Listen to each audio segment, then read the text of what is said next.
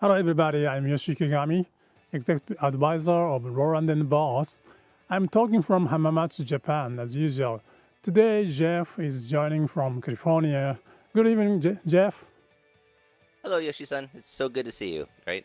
Everyone, my name is Jeff Slingloff. I'm the product manager for Boss here in the United States, and we're doing Talk with Boss, right? Which is now a monthly program that we do where we get together with Yoshi and talk about history or individual products or all kinds of unique things behind the scenes of what makes Boss who it is today. Today is our 71st session, so we've been doing this for a while now, so thank you for being here throughout all of those and we've been doing them every month now. So, Yoshi, do you want to tell everybody what our theme is for today? Yeah, last time we were talking about a product development story behind the scene, but today we are going to introduce some our innovative product from our long history. So we will focus to the world first product. That's today's theme. So yeah, we're going to talk about all kinds of things that were the first ever to exist, right? And with such a long history of Boss, it's such a great subject. When it comes down to it, at the core of Boss, even one of our slogans has been, sound innovators, or sound first, and that was what we, a sound innovation company. Even that was our first slogan, right? Yeah. So now you can see our logo, a sound innovator.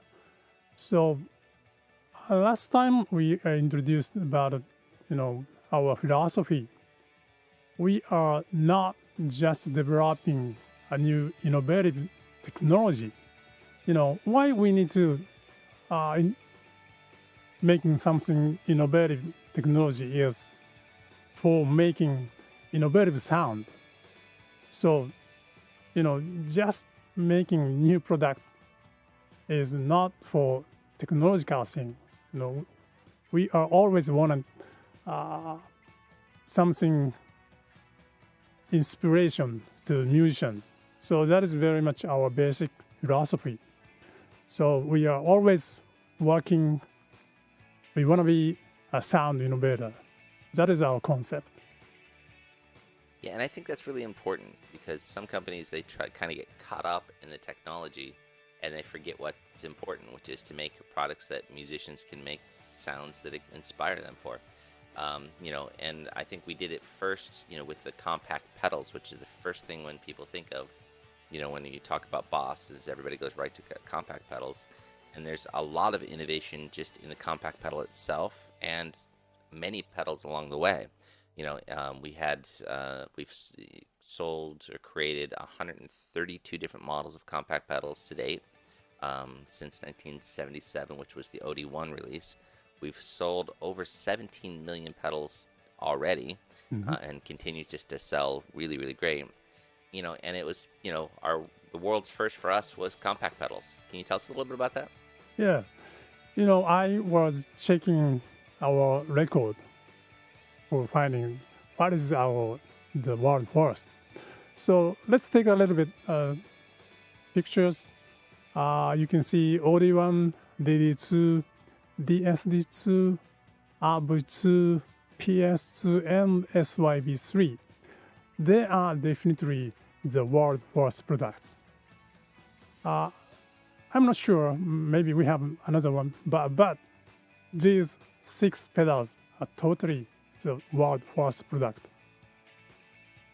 Yes, right. But they were the first to come out, and the OD1 was the first compact pedal from Boss, which came out in 1977, and I think it was technically the first overdrive pedal, right? Yeah, probably I can tell OD1 is the world first overdrive pedal.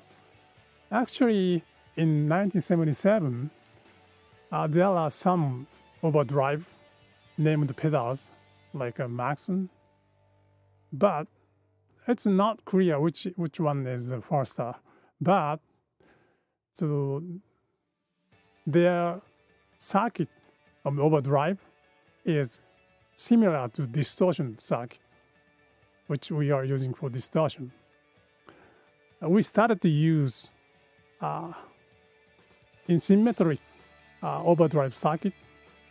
So that is totally only one is the first to start to use such a unique overdrive circuit. So I can tell that is Yes. the world first. Yeah, it is the first. And Roland and Boss, we got a patent for doing asymmetric clipping, right? And as we've talked about in some of the previous episodes of Talk with Boss, asymmetric clipping gives you even order harmonics, right? And we were up until only a few years ago, we're the only company allowed to do that because we had the patent on it. So and that's asymmetric clipping is what like a 12AX7 tube does, which was one of the unique things is that we had that built into the pedals. One of the things that's interesting is, obviously in the early days of Boss, a lot of things just didn't exist. And, so it was kind of really the heyday when things start to really explode and brands and us, we start creating new things. So it's, most other worlds first came in those really early first day years, right? Yeah. So in 1983, we released DD2. That is the world first compact pedal digital delay. There were some rack mount type like SD3000, but compact pedal the first one. And DD2 was using LSI, which is designed for SD3000. And in 1987, we released RV2. That is the world first compact pedal digital reverb. So in 80s, all digital effect is going to small stuff. So we put a huge digital circuit into small compact pedals. So we tried to put all circuit into that compact pedal format. That was not easy, but we did. So also in 1987, we released PS2. That is compact pedal pitch shifter. So, our engineers thought they did DD2 and RV2. So probably they can do same thing to the pitch shifter. But pitch shifter used a lot of circuit, so probably PS2 is much more using the space in the compact pedal compared to DD2. So it took up a lot more space. Well, I mean, it's pretty amazing. You did the SDE 3000, which I've got one right there. And then somehow you had to take that LSI chip and all the gorgeousness that's in that big rack mount device, which is just gorgeous even today, and somehow fit it into a tiny box, and you achieved it, which was amazing. And then you started doing other things like the RV2, first digital reverb, and PS2. Those are great. One of the ones that I think's really unique, it's one of those brilliant ideas that came out that was the DSD2, which was in the early 80s as well, right? Yeah, that is digital sampler delay, released in 1985. So that's the world first compact pedal sampler pedal. And also DSD2 used the same LSI of SD3000. So probably in LA, some guys mod to the SD3000 for sampler. Yeah. That's a very much famous modification mod in LA studio people. Yeah, I actually saw a couple used online the other day. There was a stereo pair of SDE 3000s, which had been modded with the sampler function, right? Which is pretty cool. So yes, but cool thing is that other pedals like the first delay and those took off in huge popularity. The DSD2, maybe wasn't as popular at the time, but it was really unique, and it was the first to give the guitar players the ability to have sample and hold and some type of early looping. Yeah, we have a lot of too early products.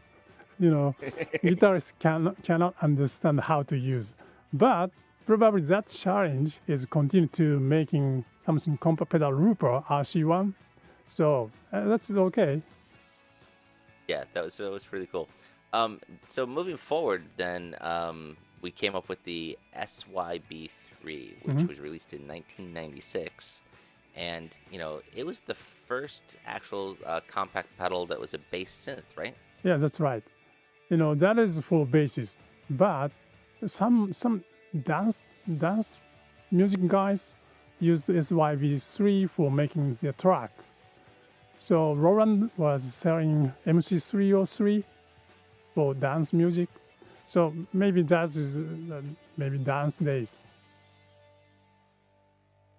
Yeah, that was cool, and it was an important product because in that particular time, it matched the era of music, which is probably one of the most important things for products, right? Yeah, so that is not easy to, what is the next trend or something. But, we have no rules to, this product has to use for this purpose. The customer, musician, can make how to use. So we are just making something new product as our proposal. So if we can give something inspiration, creative inspiration to musicians, that will be our happiness, And also accepting we introduced compact pedals. Before that, we had a CE1. That is totally the world first chorus pedal. So everybody knows well about CE1, but that looks like this. Yeah, the CE1 is one of my all-time favorite pedals, right? As I said before, it was one of my first pedals that I've ever owned, and unfortunately, I don't have one right now. I have the Waza version of it, but there's something kind of fun about the full-size version, which someday I might have to get. But it and some other things that came out early were used a Bucket Brigade BBD chips. Were those originally designed and used for effects first? Yeah, probably I can tell that is the world first. And the CE1 used electronic switch for switching on off. So that is providing very clean sound without any noise, switching noise. And also, why we made a CE1 is, we had a guitar amplifier JC120 Jazz Chorus. Maybe we can talk about that thing later. And shall we just comment a little bit, Jeff? Yeah, I see some comments popping up, so I wanted to I think we should definitely say hello to Personal Freedom, Lewis, Jay Novak, and Ricky.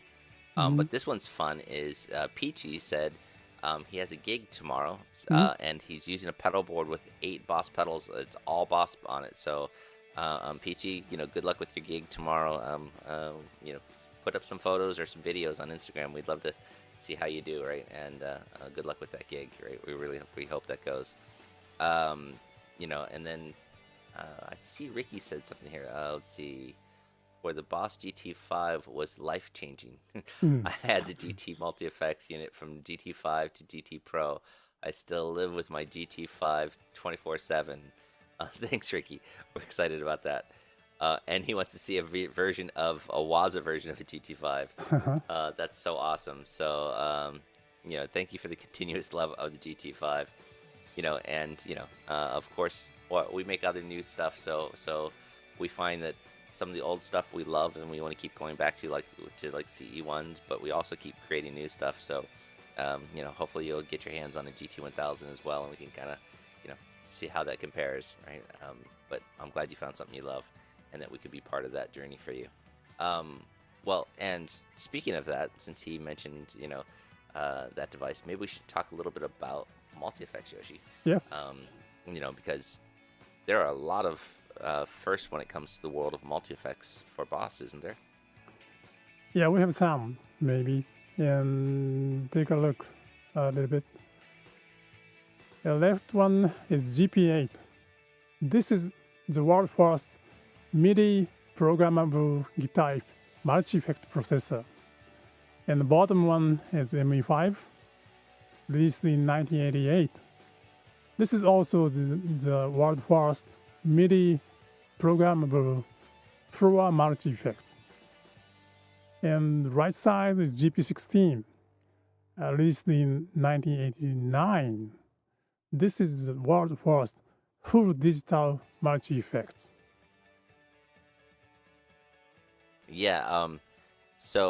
One of my things that really excites me is the SEC 700. Mhm. Yoshi and I were talking about an hour ago, and he mentioned that, and I keep wanting to go online and see if I can find one because they're super cool to look at, right? And I'm super excited about them. I think one, the last time I've seen one was only at the museum in Hamamatsu Mhm. for Roland, right?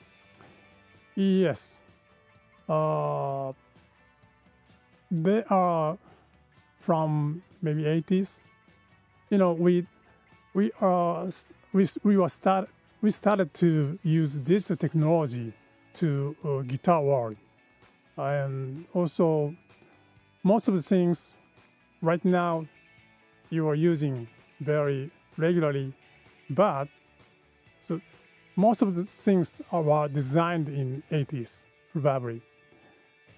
And also a little bit return to multi-effect, Jeff.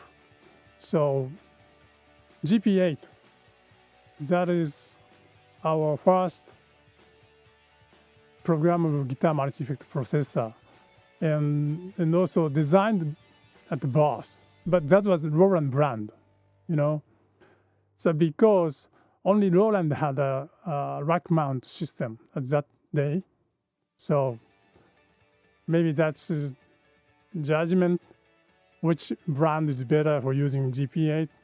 And kind of like a politics reason, they decided to use Roland instead of Boss. But definitely GP8 was designed at Boss. Yeah. We had the GP8, the ME5 in '88, Mhm. the GP16 in '89. So, but yeah, GP series was labeled under Boss.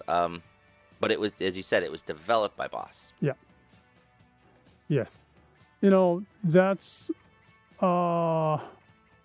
as you mentioned about SC700, but that released in 1982. Before GP8. So that you need to use all compact pedals, and that is the world first programmable switching system, a huge system and expensive system, and also you need to buy compact pedals. So the concept is very much unique, but the price and the size, it's not good. So that was not success as a business. But maybe that concept and idea gave us the direction of the multi-effect in the future. So in that meaning, that is very much important product. Yeah, I think historically that's, one of those products that everybody should kind of know about because you start off with the SEC 700, Mhm. which wasn't very successful at the time, but that kind of leads the world into doing multi-effects and multi-effects products. And then years later, using a switching system with your stomp boxes and compact pedals Mhm. became very much the trend that we all do now, right? And most professional boards use something like an ES8 switcher or something like that. So it's really interesting how the SEC 700 is way ahead of its time, Mhm. kind of triggers the multi-effects market, and then later comes back as the way that many guitar players use their pedals even today. So it's pretty amazing, and to see one, I've never seen one out in the wild. The only one I've ever seen was the one in Hamamatsu City. Yeah. So that's idea is shrinking to small product, one product. That is GT16. We realized that concept by using digital technology. So you can control all the effect and memory, all the effect settings, and also you can change the order of each effect. So that is provided by digital technology. Today's it's not special, but in that days that is totally innovative new idea. So GP16 was kind of like first full digital multi effect. Yeah, that's GP16. It was pretty, fundamental in the way it came in for everything, and I'm still kind of amazed by that, and some of the things that we've seen. Even some of our customers are still very much in love with that product. These innovative ideas gave a lot of benefits to musicians, right? And there's a good combination of things that have happened, both meeting the needs of the customers in certain products that we've come out with and things that they wanted to do or were trying to do, and then also giving them things that they never had before that inspires new ideas and new creativities and new eras of music. So it's really cool. Let's take a quick look at I think there's a couple comments. Yep. I love this one. One user said, more rack gear, please, right? And it sounds like a funny thing, but as somebody who's sitting here with, an SDE 3000 and an SRV 2000 next to me, I might be leaning that way myself a little these days. One user commented that the SCC 700 is super heavy. Yeah, I think that was probably true, right? Yeah. Right. Yeah, and we have another solution like the ES8 these days. So everybody, thank you for your comments. And so let's talk about some more things. What else, as far as new innovative ideas, come to mind for you that were first from Boss? Yeah.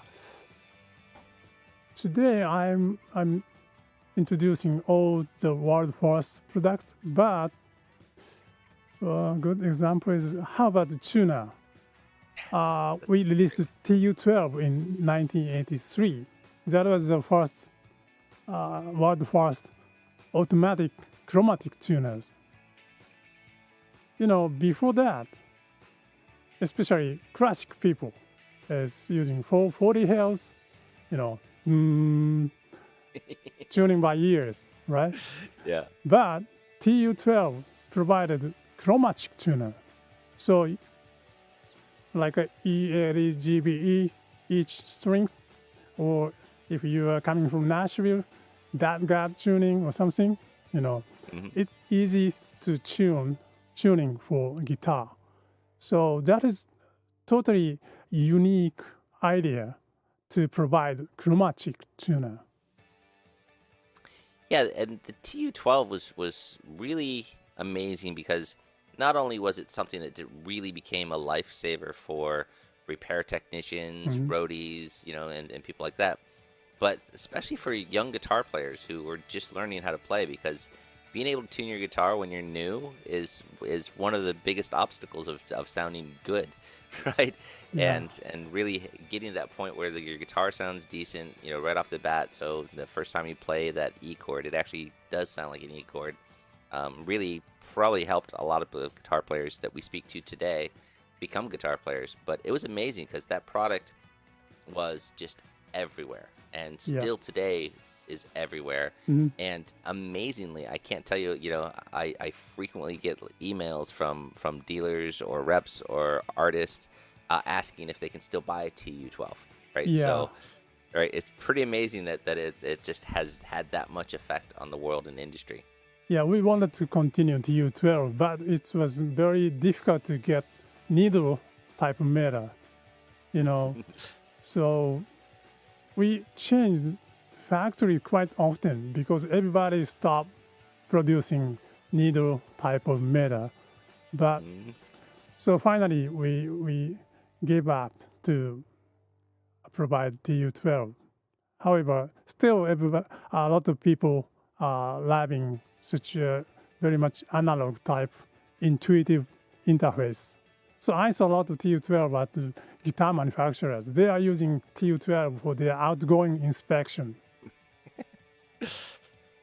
Yeah, well, what they do before that? I mean, there was an expensive, strobe tuner, which were great, but were expensive and complex, and not everybody was good at them. This was something you could just, with a battery, just get up and go. They were great.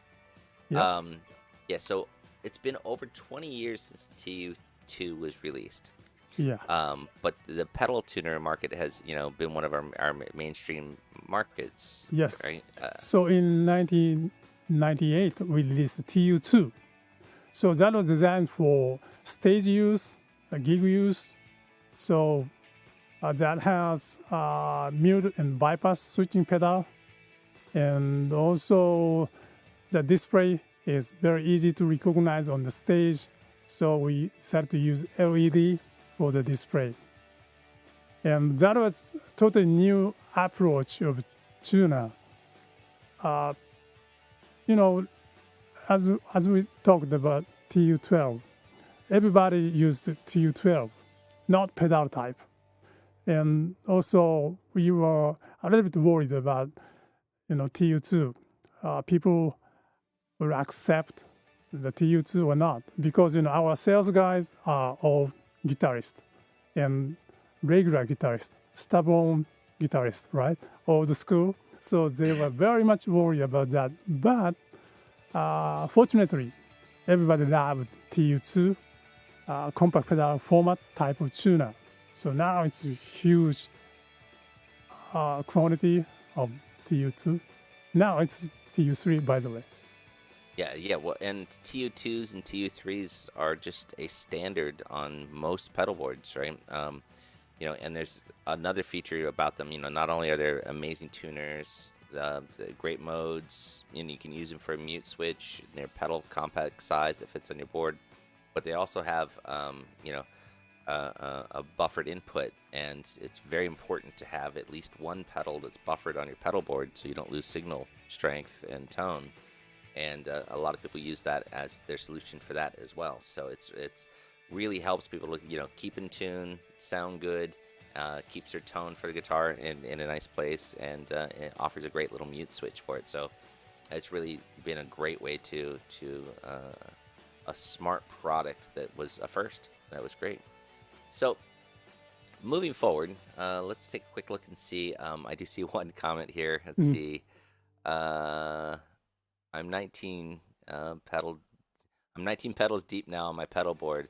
At least 3 are Boss clones, tremolos, and so I'm looking forward to replacing them with original Boss brand.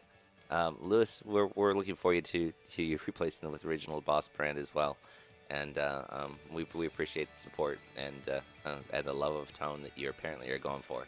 So we appreciate that. Right? Yes, if someone's asking about PCB, don't change classic PCB style for mod. So probably before I explained why we need to use Surface small type of chip, because we are providing huge quantity of pedals, and most of the parts is shifting to Surface mount type of parts, and also new assembling machine is all made for Surface mount. So keeping good quality, it's very much important to use latest parts. So we decided to shift big old style of axial radio parts to Surface mount. So that's why we changed PCB. Yes, and it allows us to keep a certain level of consistency and reliability and affordability by doing that, right? And we do understand why some people like the hand, the through-hole versions, because they're really fun to modify, right? And a little more difficult with the PCB, but the tone is correct, and we explained that in a previous episode. But there are still some models in our line that are through-hole, so keep an eye out for those. Let's get back into the discussion of things, because one of the things that we talked about earlier was in the 80s we came out with a delay that had a sampler built in it, and it may not have been popular then, but it was really now we have loop stations. Yeah. And they're really a mainstream stream product in the marketplace. Boss, loop stations are the de facto standards for loopers. We've got many different models, but it was the first, a loop station in series. What was that? Yeah, that's RC20 released in 2001. And we started to use twin pedal format from RC20 because, loop play, we wanted to control some start stop and undo or something. So we decided to create new format of pedal that was twin pedal. And also, RC20 is battery driven and dedicated design for looper. Right. So, the concept of some type of loop performance, in various, versions, in tape machines and stuff like that, we had sound on sound, and that was kind of common, and there was certain things you could do. But for you, what was the big breakthrough of the RC20? Yeah. The first one is that's designed for dedicated loop performance. So that doesn't have any effects like a delay. Only loop you can do. But as I said, creating new format of compact pedal, twin pedal, that is dedicated for loop performance. And also RC20 has a memory function and also a recording audio file. So that is, not loop performance, but someone started to use that recording function for backing track. And also RC20 has overdub function and real-time temp change. So all the operations very much intuitive and easy and good for live performance. So a lot of reasons we had, but we wanted to make loop station at that time. Yeah, and it was, pretty much a massive breakthrough when that thing came out, right? To have a dedicated looper, which was intended for guitar players, and since the early 2000s when that has come out, what we've seen people be able to come up with, their creativity, the unique things that they've been doing has been pretty amazing. And, and it's just been steadily increasing as a market, since the early 2000s when that came out.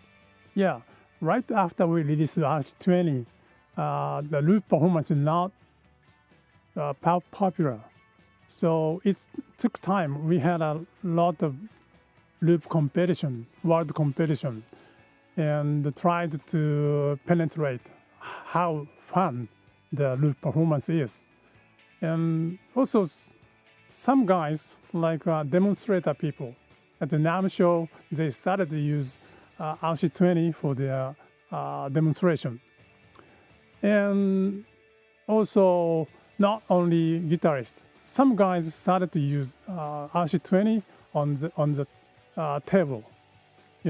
Some vocalists and some beatboxers, they are using RC20 on the desk. So they are using voice and effect and changing the songs in real time. So we decided to make tabletop loop station in 2013. That's RC505. Yeah, it's pretty amazing. In the early 80s, we come out with a sampler. Guitar players don't quite grab onto it. 20 some years goes by, then we come out with the RC1, or the RC20, and immediately people start using it for something different than we expected. Not only guitar players, but vocalists and stuff like that. And it's really just exploded into this multi-instrumentalist, style, and it's really pretty amazing. But technically, I think the RC505 we consider the world's first tabletop looper, right? Yeah, that's correct. Last year we changed RC505 to RC505 Mark II. But this 505 series is very much popular for beatboxers. Probably we can call that a de facto standard, you know. So beatboxers, especially Swiss beatbox guys, are using RC505 for their beatboxer battle, you know. So they are amazing. I cannot recognize how they are controlling RC505, changing the sound very quickly and making great performance by using RC505. Yeah, it's pretty amazing. Like, I even saw a video the other day with like Ariana Grande playing with it. It's like what people can do with just a 505 and something as a sound source. A great voice, a great beatboxer, something. There's a way for people to really make music, right? I'm surprised I've never heard you do it since you can sing quite well, Yoshi. So maybe someday they will get you using RC505, or you do it secretly and you've just never let me hear you, right? But yeah, for the audience at home, please check out the Swiss Beatbox videos. There are just so many videos up there, these amazing competitions, and to hear what people can create just with their imagination and a tool like this is pretty exciting in the cellar. I think I see a couple comments here, Yoshi, so maybe we should check on those real fast. Ricky has a comment on loop stations. Loop stations changed the game, right? And I think that is absolutely a true statement, Ricky. And Lewis Wingrove said the RC3 is my first choice for loopers. I can absolutely see why that would be, right? The RC3 is pretty amazing. One of the things on the comment of loopers, there are many loopers in our product line, and they're very similar in the fact that you can call them all loopers, but the customer for each can be very different, and the usages for each can be very different, and there's a wide range of things. So, and if you're new to looping, it's really not hard. It's really an easy thing to get into, and and it's fun. And there is several different ways you can enter into that market. From something extreme like the RC505 down to like the RC1.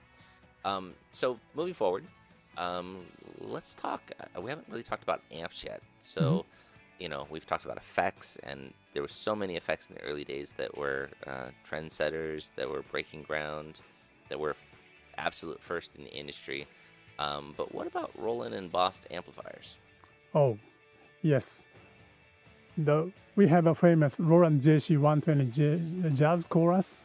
That is the world first chorus effect amplifier.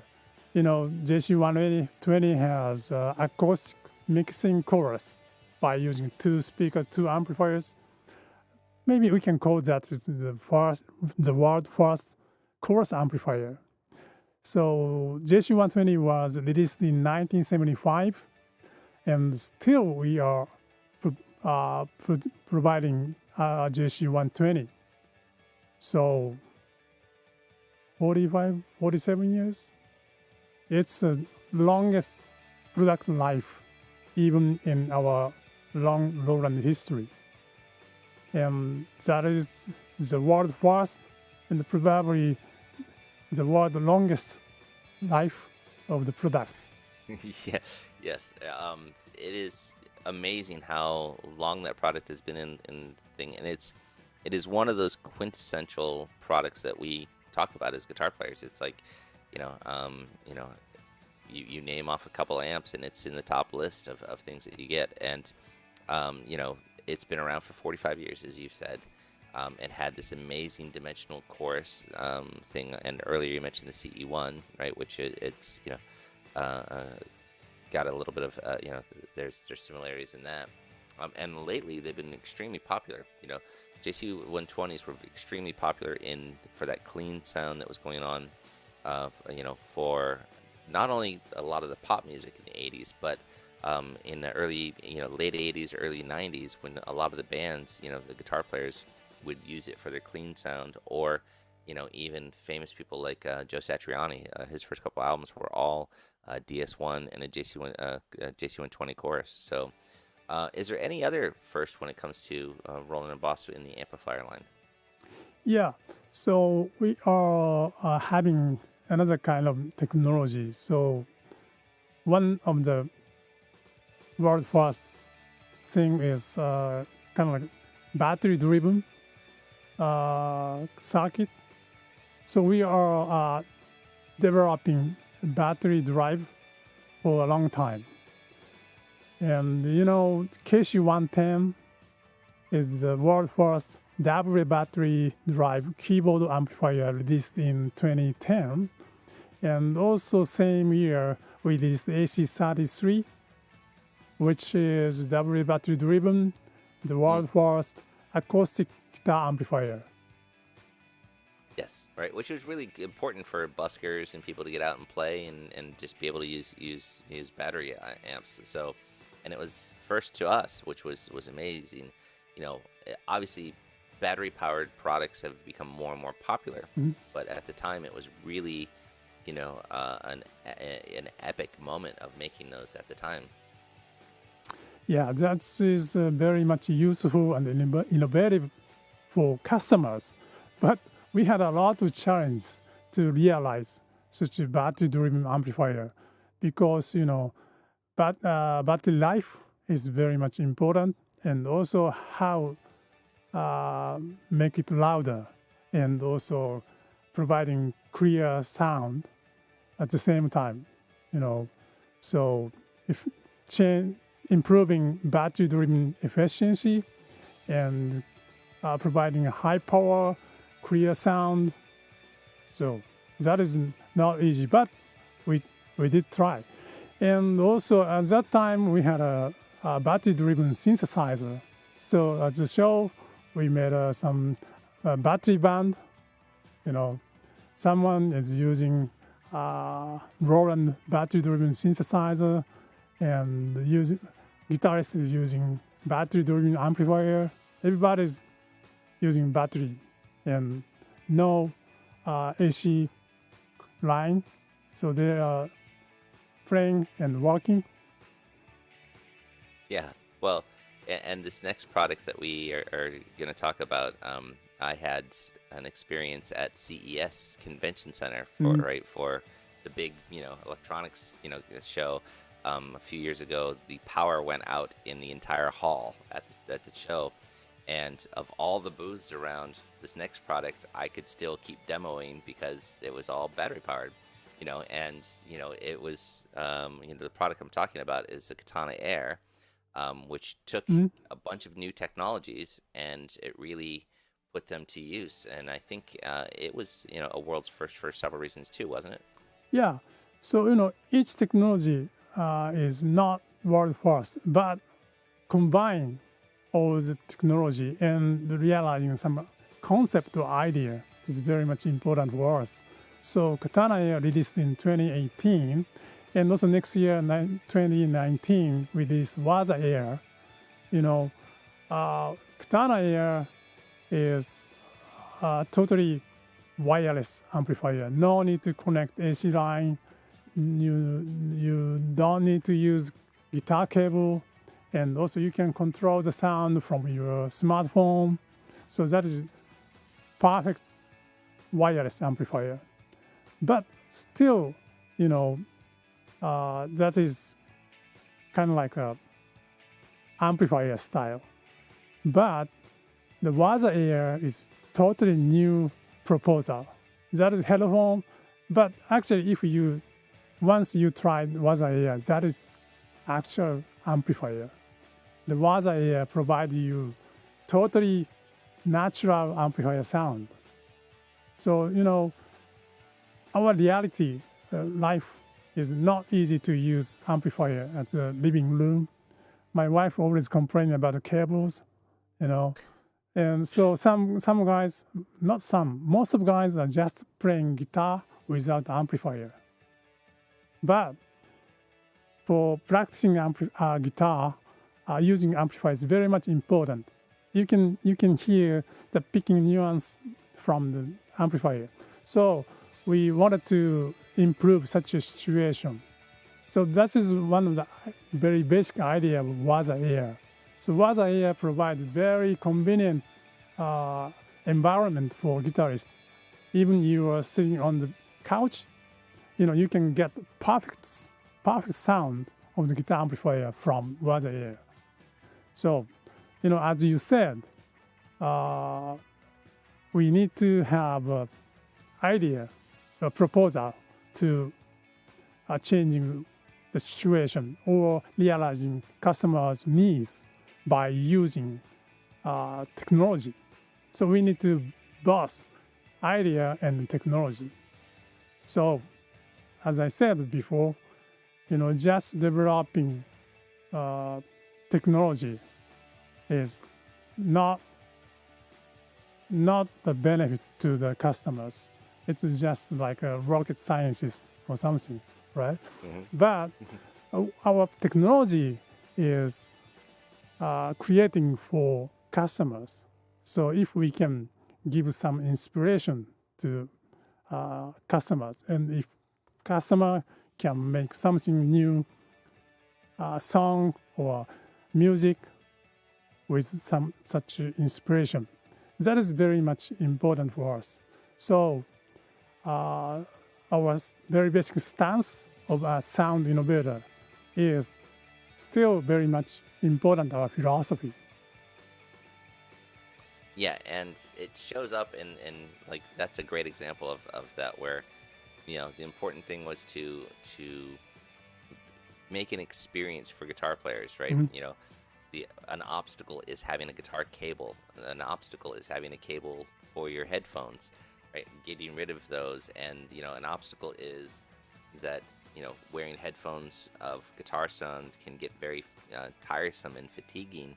But to make it three-dimensional and have space and be very natural, and you can just have a great guitar experience. You're right. It was a combination of many great technologies that together created something that was really, really unique. So thank you so much, Yoshi, for that deep explanation. Let's go off, and I think I've seen a couple more comments pop up, which are yep. I love that people seem to be very, very conversive tonight, which is great. So I see one person asked, does the Wazacraft equate to higher sound quality? Mm-hmm. Do you want to answer that, Yoshi, or do you want me to? Yeah, it's definitely higher sound. And sometimes Waza provides less noise.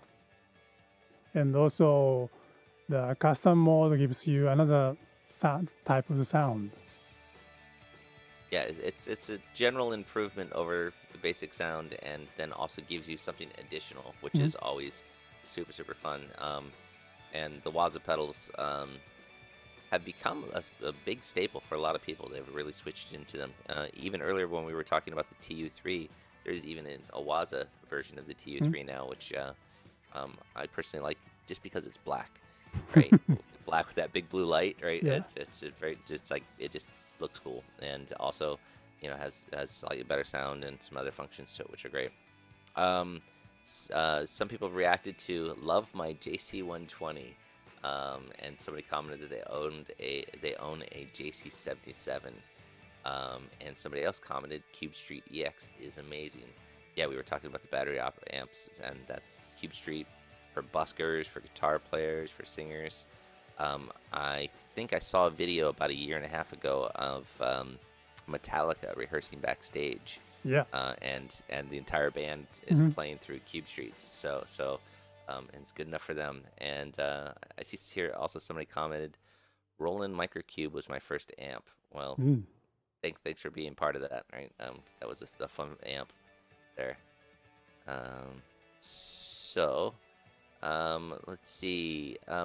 So before we go on, while we're still having a few more comments here, I did want to mention to everybody that we now have a new thing that we released recently, which is Boss Tone Exchange. So for many of the new products that we have, we talked about many of the older first multi-effects, many of the newer multi-effects like the new GX100, GT1000, GT1000 Core.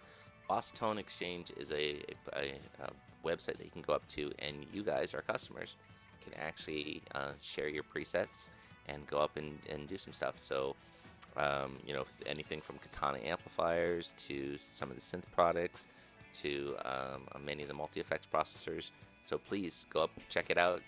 You know, I've been putting up a few things in the amplifier category. So, you know, it's a fun place to exchange your ideas, your thoughts, and really help your community out a little bit. So we appreciate it if you guys get up there and play along. Plus, there's just lots of great things if you want to go down and just upload some stuff. So that's new. You know, it started about a month ago, and it's up and running, and we'd love to see you guys on there. Other than that, I think we should ask everybody, Yoshi, do you know when the next Talk with Box will be? Yeah. So we are planning to have next August 31st, Wednesday, as usual, 1 month later. But we will announce getting closer to August 31st. That's awesome. Okay, so the next Talk with Boss is August 31st, and in the UK, it will be at 7:30 a.m. in the morning. In Japan, it'll be 3:30 in the afternoon. And in Los Angeles, it'll be the evening before at 11:30 a.m.